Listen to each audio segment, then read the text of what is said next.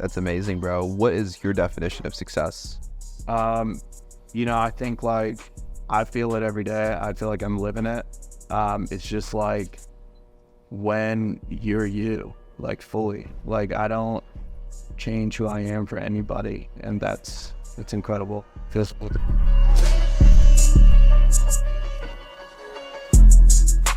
Welcome to the Beige Mogul Show. Today I'm here with my friend Partha, who's a self-made entrepreneur in the wellness space and a very good friend of mine. Welcome to the show, Partha. Thanks for having me, bro. Yeah, absolutely. So how are you doing, man? Man, I'm doing good. It's like cool to do like in-person interviews, bro, because like we're all on Zoom all the time. It's like not to have like a delay when you talk. You know what I mean? Yeah, exactly. It's nice in real life. Yeah. Tell us a little bit more about you. Yeah, so I'm originally from Columbus, Ohio. Grew up, really, really passionate about the medical space, and started entrepreneurship in the med device space pretty early in my life. I built a company that brought a new medical device to market first, and then built a second business after that was more on the consumer wellness side called Lasso. Grew that one, and essentially like now have kind of started to look for what's next in my life. Basically at this juncture where, I've kind of built a couple things and gone through more of like the entrepreneurship model with investors. And I think at this phase of my life, like really just exploring more of what creative entrepreneurship looks like and lifestyle entrepreneurship looks like. Wow, that's amazing how you've been able to start multiple different organizations, scale them up, and now you're looking for the next thing. What do you think have been some of the biggest factors in helping you create successful ventures? I just think it's like things kind of work themselves out over time. You just have to like keep driving things forward. And I think, just fundamentally, like business is about creating like sustained systems of interaction that power our society, right? So it's like an industry is just like, this is how we do something, whether it's how do we get the lead in a pencil, whether it's how do we, make something move online, right? And it's like, if you take on the responsibility from society of being a part of that system and helping to deliver value to all the people that need to utilize it, and you do right by all the people that utilize it, you get rewarded.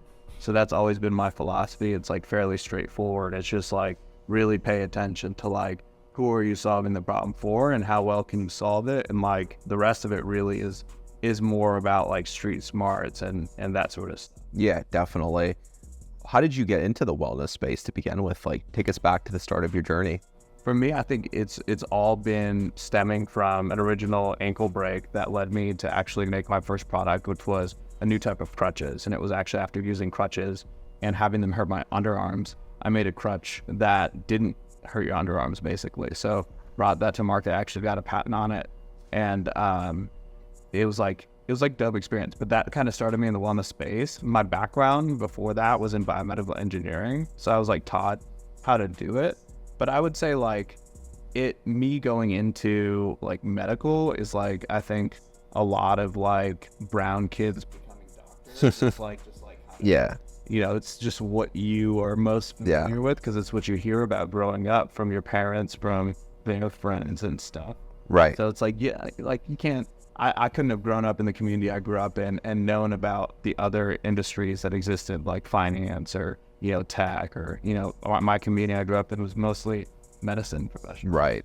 Yeah. I mean, it was almost the expectation, I'm sure, right? I mean, I can relate to that. My parents want to be a doctor growing up. That was their predestined dream for me, So that's amazing that although you didn't necessarily become a healthcare professional, you're able to start multiple companies in the wellness and health space. Like, I made the decision in college of like, do I want to go the MD route or do I want to go like the impact route?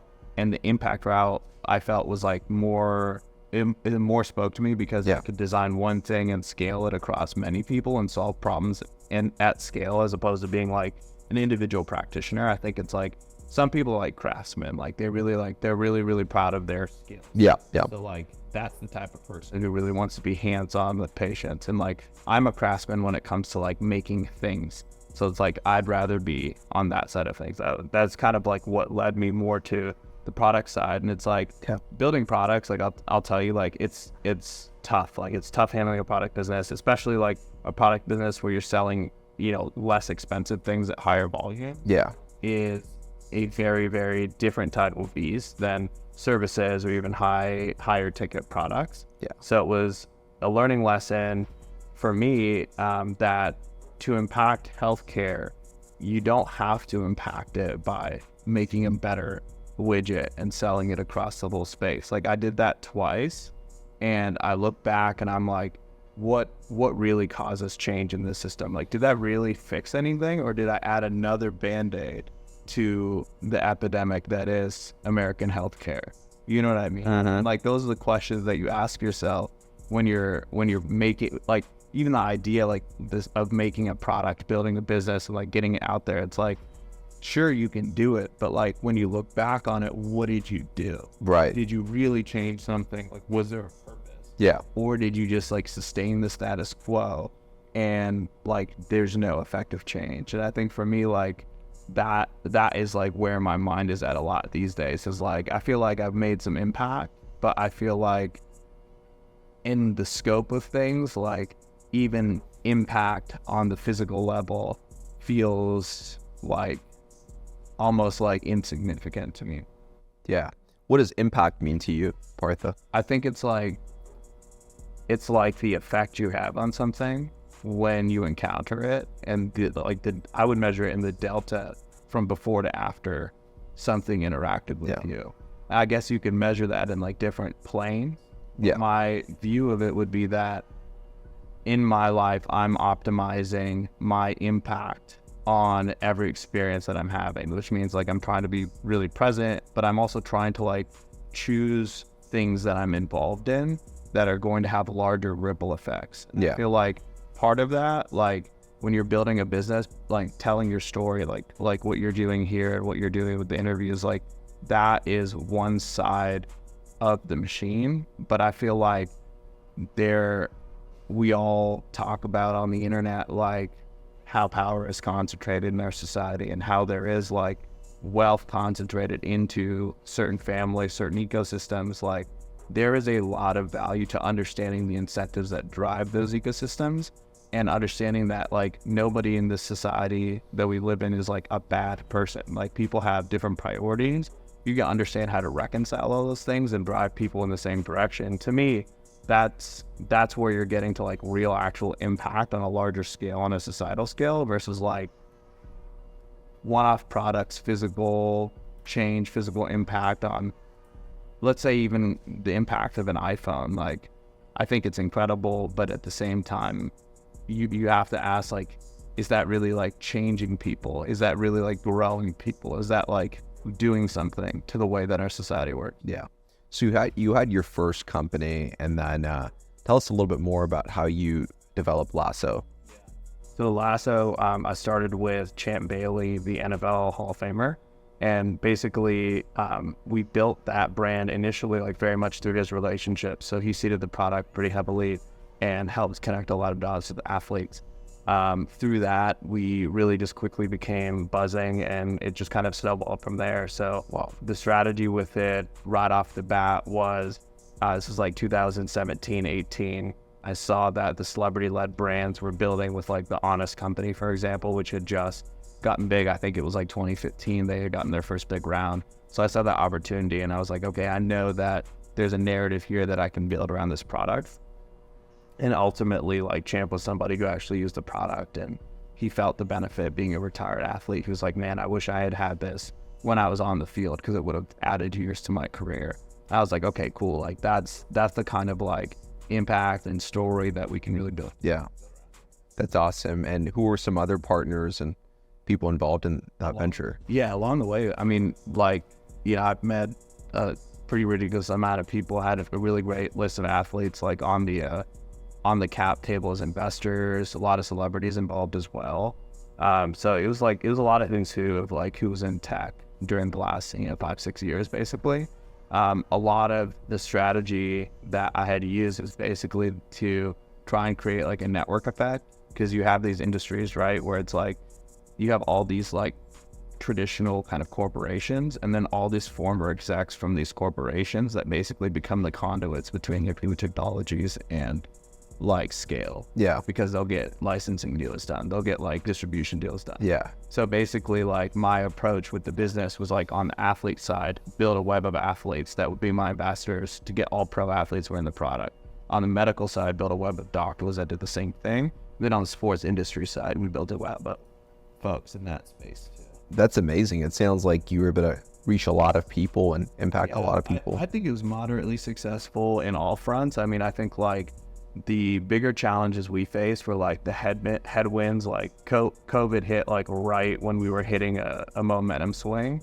So it was like having to navigate basically like youth sports, which was like one of our biggest markets at that point, like going away overnight. It was really challenging. So it was like the ride with that business was far more about like, it's like when you have a boat, like the boat was always constructed pretty well, but it was like the ocean was very turbulent. Yeah, definitely. Yeah. Definitely.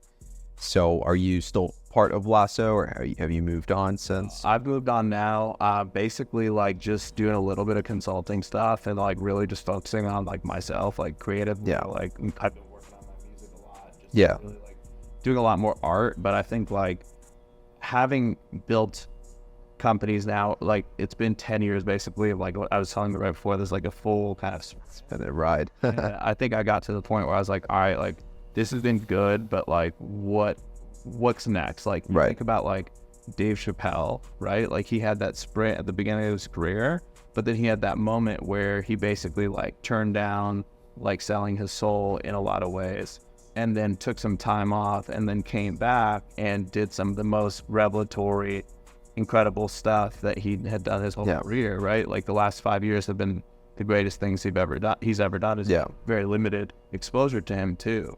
But I feel like in a lot of ways, like me choosing to like step away from like that version of entrepreneurship with investors and VCs and like media and press and like all the clout that comes with that was also me like not selling my soul in a lot of ways. And I stepped away from that because I had a lot of people who I was with who did do that and did like make the trade, and like I was able to stick with who I was and like decide I'm not going to go down that route of like power hungry, money hungry people and energy. I'm going to step away from that, and I'm going to focus on family. I'm going to focus on myself. I'm going to focus on creating an environment of love and nurture. And then when I create that, let me apply that lens back toward the world and like do something a little bit more beautiful the next time. That's amazing, bro. What is your definition of success? You know, I think like I feel it every day. I feel like I'm living it. It's just like when you're you, like fully, like I don't change who I am for anybody. And that's incredible. Feels amazing. Yeah, that's awesome, man. I'm really happy for you, how you were able to build multiple successful ventures and then also have the self-awareness to walk away. I feel like a lot of people these days don't necessarily have that level of self-awareness. How did you become so self-aware? For me, bro, like mushrooms. Yeah. And then ayahuasca, actually. The Aaron Rodgers, the regime, as it's now popularly known. But basically, I had a really deep spiritual experience through those. And then afterwards, just really delved into meditative practices, yogic practices, and became a lot more connected with myself. Yeah. At that point, it was like my perspective just all of a sudden very quickly broadened. Wow. Like I've been playing this like siloed game where it's been like, I have to be successful. I have to be this. It's been a very like solo, like sports, right? Like if you're an athlete, in a lot of ways, I felt like I had the athlete mindset of like, I want to win. And it was like a competition between, you know, yourself and other founders, and everyone's trying to like perform better and get the investor dollars. As like stepping away from that and being like, yo, like that's kind of fucked up that we do it like that. And like, we should just like chill and like actually like pay attention to what people need and listen to what people need. It's like a different way to move, right? And like, I don't know. I mean, that for me, like when I saw that, I was like, oh, I get it. Like real change is not going to happen from me, like beating somebody and then beating me the next time, then me beating them the next time. Right. That's sustaining the status quo. Yeah. Like yeah. the Republican Democrat thing, like that's sustaining. The only way we change is we got to actually help people like have conversations with themselves and have these like greater ideas they're dealing with. And so like part of that process, bro, was like me asking simple questions. It was like going from step 20, like asking the most sophisticated questions about physics and science and everything I had learned at school, and then just getting back to like the basics of just like, how do I know, like the questions you're asking, how do I know if I'm successful? What is successful? What does it feel like? Yeah. You define that at the end of the day. Like you realize like you don't actually have definitions for this thing. So it's like I spent many years, and I think a lot of people feel like this, feeling unsuccessful, feeling imposter syndrome, and then I never even had a definition that whole time for what successful was. So how would I have felt that way? Yeah, absolutely. So you mentioned now you're onto more inner creative and inner spiritual endeavors. How has music played a role in your life? That's like, it's like how I release. So basically like I feel like huge volumes of emotion when I feel things, but like I'm not super good at expressing them. So when I write, like the lyrics or just like even just like make the beats, it helps me to like take what is jumbled and like clarify it for myself. So that's like one part of my like processing emotionally. So I growing up, I used to do music every day. Yeah. And I think a lot of people did. And we get to be adults and we don't do that anymore. We don't do recess anymore. Yeah. So like I've been very much on that, like try to incorporate these like creative things into the day, and it does make you happier. Like there's a reason that we grew up doing that stuff. That's awesome, man. You have any new projects coming up? Just been dropping tracks, bro. I dropped I think like 5 already since the beginning. Wow. Yeah. But just been like making like a couple tracks a week, and just as soon as I make it, I push it out. Just like that's awesome. Trying to keep repping it, keep getting better at it. Yeah, that's such an inspiration, man. I feel like a lot of entrepreneurs want to be at the place of their lives where they could just release and be more creative and find that spiritual clarity. I mean, what advice would you have for other entrepreneurs that want to be in the same space as you? You don't have to achieve a financial status to choose yourself. I think like so many people set it up where I have to make this amount of money, then I can like chill and like do the things I want to. I'm on that boat. Yeah. But like why can't you just chill and do what you do? And what you end up finding is that when you find the way to chill, you actually make way more money, and it happens with less effort. Yeah. And it's different. And it's like, there's 2 ways of being. There's a very like struggling way of life, and there's a very like effortless, natural way of life. And you can do either. Everyone chooses to live it how they want to. Yeah. I think that's the thing, is like there is no like after this then this, like you can just choose to change it. Yeah, absolutely. I do believe in the power of being able to change instantaneously, and I mean, it's a lot easier said than done, but I don't feel like there's ever a right time to bring upon that change. Yeah, I mean, it's like we're sitting down or we're going to stand up in a second, right? Like, yeah, absolutely. Partha, what is your definition of a mogul? A mogul. That's one. I'm really curious what your definition is, because I don't think I have ever used the word mogul in my life.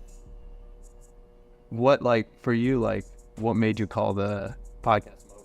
Yeah, absolutely. I firmly believe that everyone has their true mogul self within them. And to me, a mogul is someone that's been able to reach their full potential and potentialize for all the right reasons. And I would say that you are a mogul yourself.